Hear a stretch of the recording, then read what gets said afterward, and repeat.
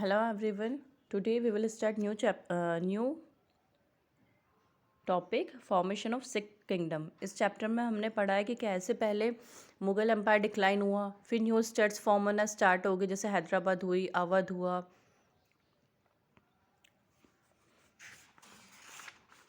बंगाल हुई, वतन जागीर साय जो कि राजपूत को कहा जाता था। अब कौन कौन से किंगडम्स न्यू सेटअप हुए वो हम पढ़ते हैं इसमें। तो फॉर्मेशन ऑफ सिख किंगडम किसने बनाया था? सिख किंगडम जो है वो सिख वॉरियर्स का है, जो कि पंजाब रीजन जो है, जैसे लैंड ऑफ 5 रिवर्स कहा जाता है, जब इंडिया डिवाइड नहीं हुआ था तब की बात है ये। ओके, ये लोग किसके फॉलोअर्स थे? गुरु नानक के फॉलोअर्स थे। 1699 CE में गुरु गोबिंद सिंह जो थे, उन्होंने सिख जितने भी सिख पर्सन्स थे उधर पंजाब साइड के, उनका एक पावरफुल मिलिट्री और पॉलिटिकल ग्रुप बनाया जिसका नाम उन्होंने रखा खालसा, ताकि वो मुगल्स को, जो मुगल्स उन्हें ऑपरेस्ट करते थे, उनके अगेंस्ट वो लोग उन्हें डिफेंड कर सके। इसलिए उन्होंने ये पॉलिटिकल ग्रुप बनाया था जिसका नाम उन्होंने रखा खालसा। गुरु गोबिंद सिंह बिलीव करते थे कि जो खालसा है वो रूल करेंगे, एंड उन्होंने स्लोगन दिया था कि राज करेगा Khalsa. He led Sikhs in several battles against Rajput and Mughal rulers. उन्होंने सिख जो पर्सन्स थे उन लोगों को बहुत सारी बैटल्स उन लोगों ने फाइट करी राजपूत और मुगल रूलर्स के अगेंस्ट में। जब गुरु गोबिंद सिंह की डेथ हुई 1708 CE में, तब बंदा बहादुर इन्होंने लीड किया खालसा को और रिवॉल्ट किया मुगल अथॉरिटी के अगेंस्ट, और अपना खालसा रूल एस्टेब्लिश करने में वो लोग सक्सीड हो गए। कहाँ पे ये लोग एडमिनिस्टर करते थे? Region between river Sutlej and Jamuna, इस एरिया में इन लोगों का एडमिनिस्ट्रेशन चलता था। Khalsa declared their sovereign rule by minting their own coins in the name of Guru Nanak and Guru Gobind Singh. इन्होंने अपने सॉवरेन रूल डिक्लेयर कर दिया, मीन्स ये लोग इंडिपेंडेंट हो चुके थे, और इन्होंने अपने कॉइन्स भी मिंट करवाए, जिसमें एक साइड गुरु नानक थे और दूसरी तरफ गुरु गोबिंद सिंह। बंदा बहादुर की जब डेथ हुई 1716 CE में, डेथ नहीं हुई थी, इन्हें मरवा दिया गया था मुगल एम्परर फारूक सियार ने। ओके, तब ये मुगल एम्परर थे उस समय, तो इन्होंने इनको मरवा दिया। फिगर 2 में सिख लीडर बंदा बहादुर का पिक्चर दिया हुआ है। 18th सेंचुरी में सिख ने ऑर्गेनाइज किया themselves into a number of military bands called jathas and later into 12 micelles which were political units with each other under a chief। इन्होंने बाद में फिर एक मिलिट्री बैंड बनाया, बहुत सारे मिलिट्री बैंड्स बनाए सिख्स ने, जिनका नाम इन्होंने रखा जटास, और बाद में 12 मिसाइल्स, जो कि पॉलिटिकल यूनिट्स होती थी और इनका एक चीफ होता था। मिसल्स को यूनाइट किया जाता था, एक ग्रैंड आर्मी में कंबाइन किया जाता था जिसका नाम था दल खालसा। दल खालसा साल में 2 बार मिलते थे अमृतसर में, एक बैसाखी के टाइम पे और एक दिवाली के टाइम पे। इस मीटिंग में वो लोग कलेक्टिव डिसीशंस लेते थे, जिसे वो कहते थे गुरु मत और रिजोल्यूशंस ऑफ द गुरु।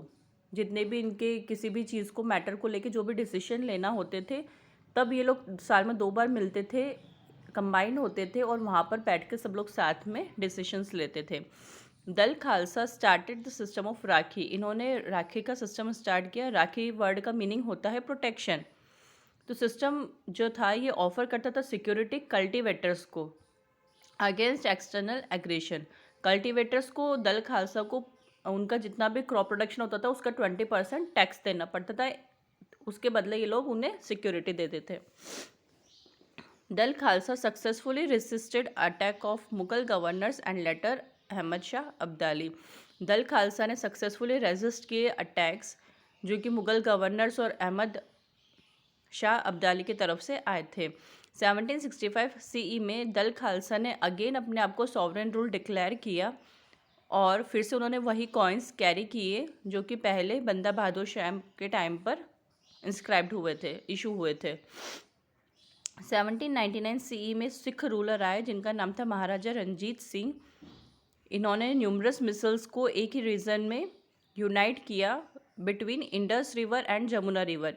इस रीजन में इन्होंने सारे न्यूमरस मिसल्स को यूनाइट किया और अपना एक इंडिपेंडेंट सिख स्टेट इस्टेब्लिश किया पंजाब को, जिसकी कैपिटल थी लाहौर में। ओके, तो ये हो गया formation of Sikh kingdom. Then आए formation of Maratha and Jat kingdom. Maratha kingdom किसने स्टैब्लिश किया था? शिवाजी ने 17th सेंचुरी सीई में, later half of 17th century CE में शिवाजी ने ही founded Maratha kingdom with Raigad as its capital. He was supported by powerful Maratha warrior chiefs known as Deshmukhs. Okay, इन्हें बहुत सारे जो मराठा वॉरियर चीफ्स थे जिन्हें देशमुख्स कहा जाता था, उन लोगों ने इन्हें सपोर्ट किया। इन्होंने एक स्ट्रॉन्ग आर्मी बनाई जिसमें मेनली फार्मर हर्डर्स होते थे जिन्हें कहा जाता था कुनबीज।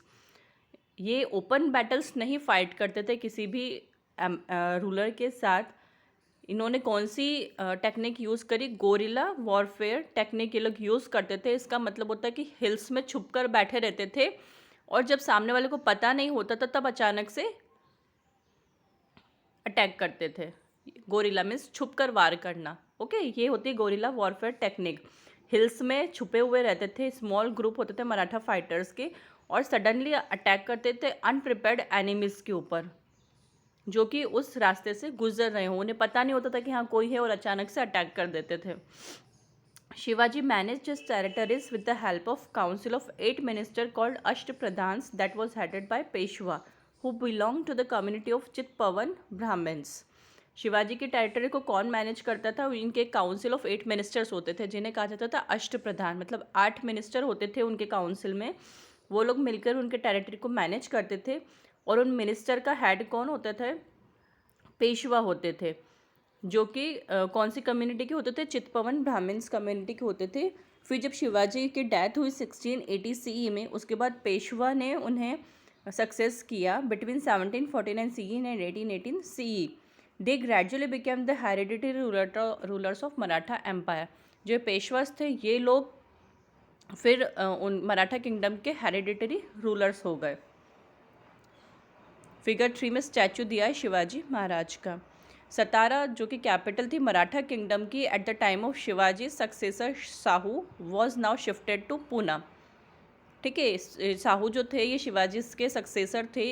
इन्होंने मराठा किंगडम की कैपिटल पहले सतारा थी, इन्होंने फिर शिफ्ट कर ली पूना में, जो कि अभी पुणे है। Under Peshwas Maratha developed effective military strategies to carry out many successful military campaigns against the Mughals.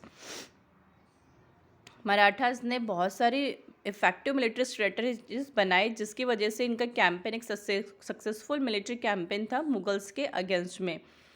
ये लोग फोर्टिफाइड एरियाज जो होते थे मुगल्स के, मीन्स जहाँ पर इन लोगों के किले बने हुए होते थे मुगल्स के, उससे ये लोग दूर रहते थे ताकि ये लोग डायरेक्ट कॉन्फ्लिक्ट ना कर पाए मुगल्स के साथ। To cause maximum damage to the Mughal cities Marathas attacked them suddenly without any warning. ठीक है, वही गोरिल्ला वॉरफेयर टेक्निक वाली बात है कि मैक्सिमम डैमेज हो मुगल सिटीज़ को, इसके लिए मराठास सडनली अटैक करते थे बिना किसी वार्निंग के। नहीं तो पहले जब भी वॉर होती थी, बैटल्स होती थी, तो पहले से इन्फॉर्म किया जाता था, लेकिन ये ऐसा नहीं करते थे। ये विदाउट वार्निंग अटैक करते थे ताकि सामने वाला प्रिपेयर्ड ना हो। They fought with Mughal armies in those areas where they could cut off the supply of their military goods, equipment and additional troops from reaching the Mughal army. ये उस Mughal areas में मुग़ल आर्मीज़ में attack करते थे जिस areas में ये military good supply नहीं करते थे, कोई इक्विपमेंट्स नहीं पहुंचाते थे, कोई एडिशनल ट्रुप्स नहीं पहुंचाते थे ताकि वो मुग़ल आर्मी इनसे फाइट ना कर पाए। Between 1720 CE and 1761 CE Maratha kingdom expanded by seizing other territories and gradually became free of Mughal authority. इस टाइम पीरियड में इन्होंने अपनी टेरिटरी को और ज़्यादा एक्सपैंड कर लिया और ये मुग़ल अथॉरिटी से फ्री हो गए और ये अब एक पार्ट बन गए थे मराठा एम्पायर का। 1730s में Maratha king was proclaimed as overlord of Deccan peninsula and began to collect taxes called chauth and sardeshmukhi from this reason.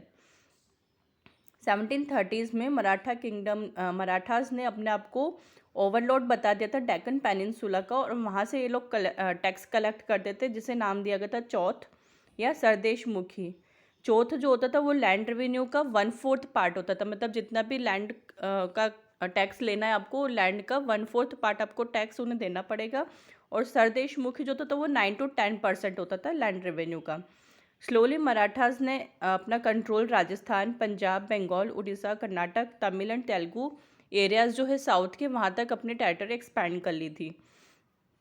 जो हेड होते थे इस रीजन के, उन्होंने मराठा सॉवरेनिटी एक्सेप्ट कर ली थी और वो लोग ट्राइब्यूट उन्हें देते थे।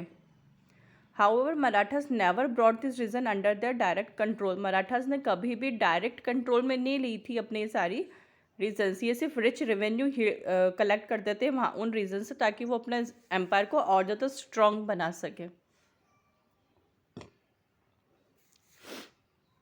Amidst the military campaigns, Marathas took steps to boost their economy. Marathas ने बहुत सारे ऐसे स्टेप्स उठाए जिससे कि उनकी इकोनॉमी और ज़्यादा इंक्रीज़ हो। उन्होंने एग्रीकल्चर और ट्रेड को एंकरेज किया ताकि वो गुड मॉनेटरी रिटर्न्स मिल सके उन्हें उसके बदले में। मराठा सरदार्स और चीफ्स जो होते थे वो उन्होंने पावरफुल आर्मीज़ बनाई। मराठा सरदार्स के अंडर में बहुत सारी सिटीज़ डेवलप हुई as a important centre of trade and commerce. जैसे कि जो सिटी थी उज्जैन और इंदौर की, उन्होंने उन्हें और साइज़ में बड़ा किया, प्रॉस्पर किया उसे under Scindia and Holkar chiefs. ये उज्जैन और इंदौर के चीफ होते थे, Scindia and Holkar respectively. New trade routes were developed in Maratha controlled regions which in turn help the local craft to flourish. New trade routes develop किए उन्होंने मराठा कंट्रोल्ड रीजन में, जिसकी वजह से जो लोकल क्राफ्ट होता था वहाँ का वो ख़त्म हो गया। जो सिल्क प्रोडक्शन होता था चंदेरी रीजन में, वो भी एक मार्केट में आ गया था पूना के। अदर जो टेक्सटाइल्स होता था जैसे कि बुरहानपुर का, उन्होंने भी न्यू मार्केट्स में लेके आ गए, पूना में, नागपुर में, लखनऊ, इलाहाबाद। और in addition to earlier trading centre Agra and Surat, Agra और सूरत जो थे वो अर्लियर ट्रेडिंग सेंटर होते थे, तो इनके साथ साथ इन सारी जगहों पर भी इनका ट्रेड स्टार्ट हो गया था। 1761 CE में मराठास ने third battle of Panipat fought करी अगेंस्ट अफगान रूलर अहमद शाह अब्दाली। इनके साथ इन्होंने third battle of Panipat fought करी थी, लेकिन ये फेल हो गए उसमें क्योंकि वहाँ के जो लोकल रूलर्स थे उन्होंने मराठास की हेल्प नहीं करी, क्योंकि जो पहले इनके मिलिट्री कैंपेन्स थे और ये हैवी टैक्स लेते थे, उसकी वजह से वहाँ के लोकल रूलर्स ने इनकी हेल्प नहीं करी मराठास की। तो मराठास वो बैटल हार गए और उनकी पावर रैपिडली डिक्लाइन हो गई। ओके, देन आए जाट स्टेट ऑफ भरतपुर। जो जाट्स थे वो पीजेंट्स थे जो कि रूरल एरियाज़ में रहते थे, Haryana, Punjab, western region of Ganga Yamuna doab and eastern Rajputana. इन एरियाज़ के जो पीजेंट्स थे वो थे Jats. During late 17th and 18th centuries, Jat emerged as an political important political group. 1669 CE में जाट्स जो कि इनके लीडर थे गोकुला, उन्होंने रेबेलियन स्टार्ट किया था oppressive revenue collectors of Aurangzeb. Aurangzeb के टाइम पीरियड में जो ऑपरेसिव रेवेन्यू कलेक्टर्स थे उनके अगेंस्ट इन्होंने रिबेल किया था। गोकुला को कैप्चर किया और मार दिया गया औरंगजेब के ऑर्डर पर, लेकिन ये रेबेलियन ख़त्म नहीं हुआ और इसकी वजह से जाट्स और मुगल्स के बीच में क्लैशेस बने रहे। Under leadership of Churaman, Jats to control of the territories towards the west of Delhi. Churaman के लीडरशिप में जाट्स ने कंट्रोल कर लिया टेरिटरीज में, वेस्ट ऑफ दिल्ली के टेरिटरीज में इन्होंने कंट्रोल किया। By 1680s they seized the region of imperial cities of Delhi and Agra. 1680s में इन्होंने जो इंपीरियल सिटीज़ थी दिल्ली और आगरा, इनको सीज किया। With their great organisational capabilities and political acumen, Churaman and Badan Singh could lay the foundation of Jat state of Bharatpur. इनकी जो political army थी और जो इनका ग्रेट ऑर्गेनाइजेशनल कैपेबिलिटीज़ थी इनके पास, चुरामन और बदन सिंह ने जाट स्टेट का फॉर्मेशन किया भरतपुर में।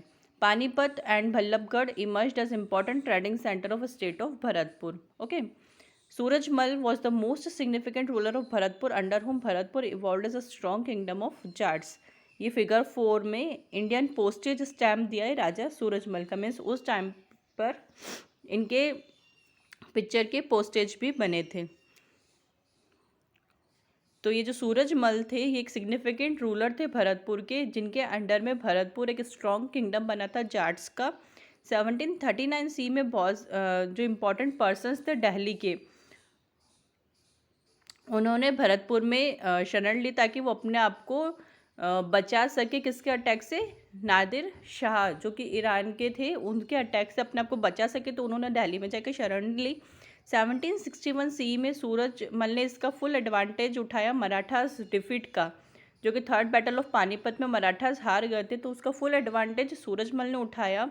इन्होंने स्टैब्लिश किया dominance over the areas around Delhi and large parts of modern day Haryana. Surajmal built new forts and got the old ones repaired, बहुत सारे नए नए किले बनवाए इन्होंने और जो पुराने थे उनको भी रिपेयर करवाया। भरतपुर का जो फोर्ट है वो ट्रेडिशनल स्टाइल में बनाया,